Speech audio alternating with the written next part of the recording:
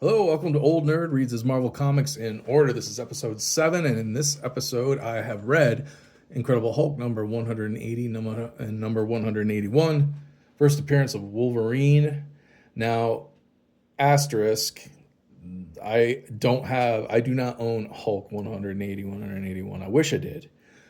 But I do own this cool reprint of the two issues that came out in 86 during Marvel's 25th anniversary.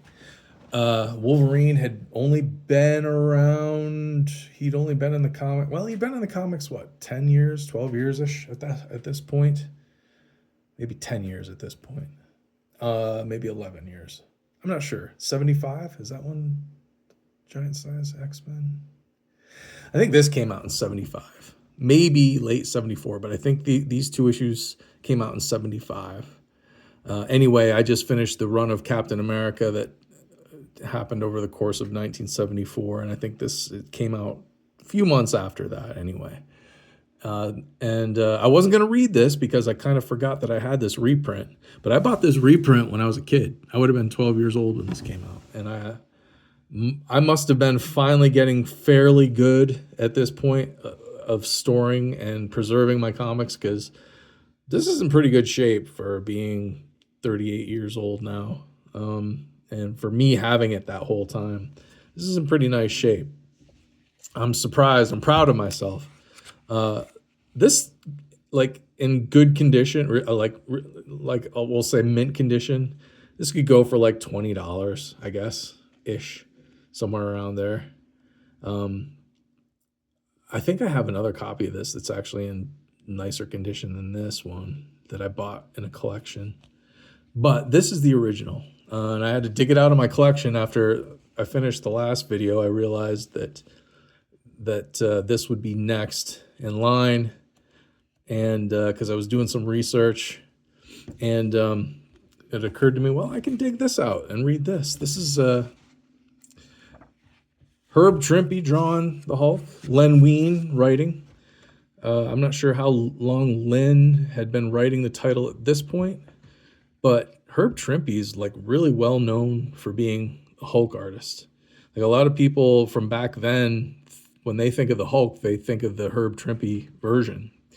Kind of like the Superman people from back then, who could only, like Kurt Swan is their Superman artist, because he drew so many issues of Superman. I guess Herb Trimpe is kind of the same with the Hulk, to a lot of fans anyway.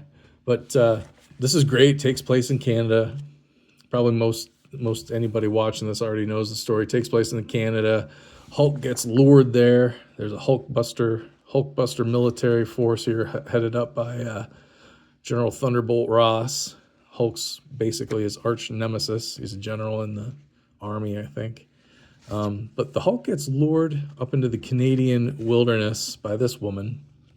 I guess her and her boyfriend here have been in a few issues recently of Hulk. And when I say recently, I mean like around this time.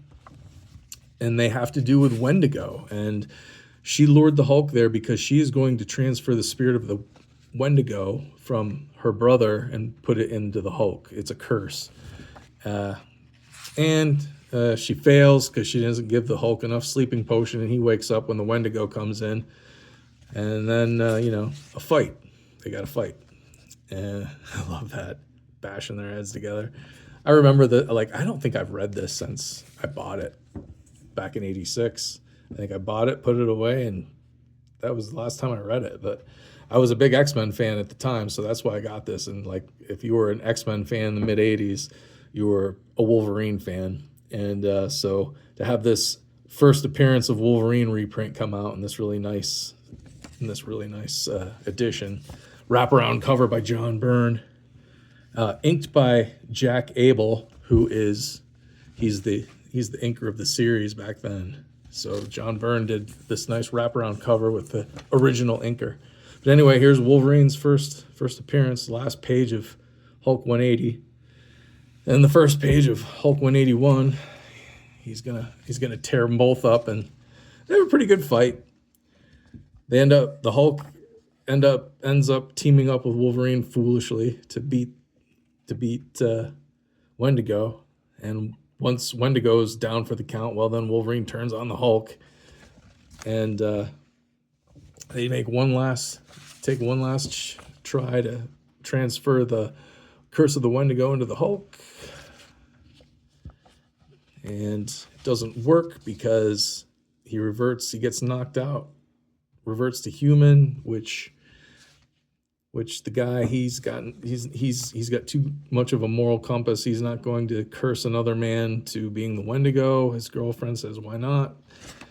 And he leaves. And yeah, I love this. This girl wraps Wolverine in chains, ties him up in chains. That this little blonde girl does. That's kind of funny.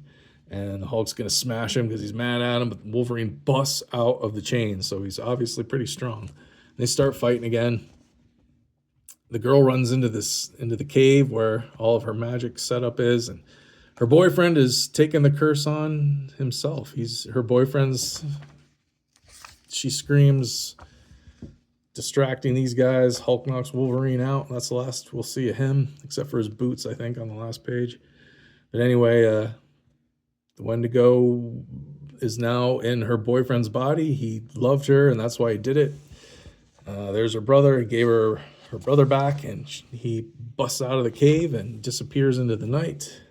Here's Wolverine's last appearance. That's his feet. He's knocked out still. But that's the end of it. And that's Wolverine's first appearance in Hulk 180, 181. So now I am up to speed. I'm about to, I think, embark into 1975, if this isn't already 1975. But the next issue I'm going to read in order in my comic collection is going to be Fantastic Four 155. This has a really cool reprint at the end of it.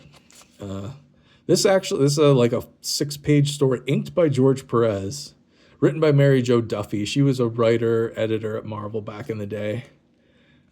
Ken Landgraf, I've never heard of him. He's not a bad penciler, but it's cool that George Perez inked it. But this is just like a little Wolverine Hercules story. They have a bar fight, and it's pretty good. And this actually first came out in 1980. Just this short 6, 7, 8-page story, a fight between the two of them. It came out in something called Marvel Treasury Edition. So it came out in Marvel Treasury Edition number 26. It was a reprint of a bunch of Hulk issues from right around this time, anyway. And this little story, that's where this story can be found. So if you can find Marvel, it's one of those big ones, big magazine-sized, bigger than a magazine. Marvel Treasury Edition 26. That's where this story was originally printed. And then at the end, it has this really nice text article about the genesis of Wolverine, and they talk to Roy Thomas, they talk to Dave Cockrum, Chris Claremont, John Byrne, all the people that had a big hand in shaping Wolverine and into what he became at this point when he was super popular, like 10 years, 12, 11 years after his first appearance. So this is a really good backup story. Not a story, but just like a text piece on the history of Wolverine. And here's a reprint of the two covers, 180 and 181, wraparound cover. Yeah, this is great. I remembered that I had this, and it just happened to come next after the Captain America just finished. So I went to dig it out, and I was looking through my Wolverines, and it was not in with Wolverine. So I was like, okay, did I put it in with Hulk?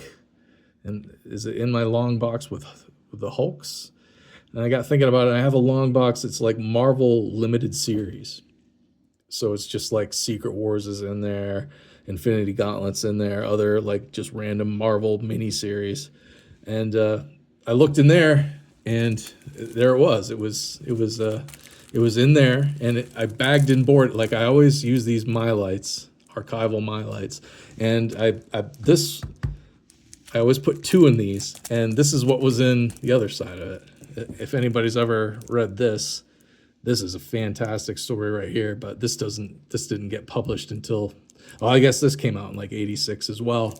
So this is really nice. But I've got 10 years worth of comics to read before I get to here. So anyway, that's just a side note. But yeah, my next my next installment of Old Nerd Reads his Marvel Comics in Order will be Fantastic Four 155 with a Silver Surfer. Sue Storm still isn't in the Fantastic Four. She's being replaced by Medusa from the Inhumans at this point. But yeah, Fantastic Four 155. Here's 156. We've got Doctor Doom. This is going to be good, I think. This is going to be good. I can't wait to start on that. So, any trivia or any comments about what I said or anything to do with any of these stories, please comment them down below. I'd love to hear it. Thanks for watching, and I'll see you next time.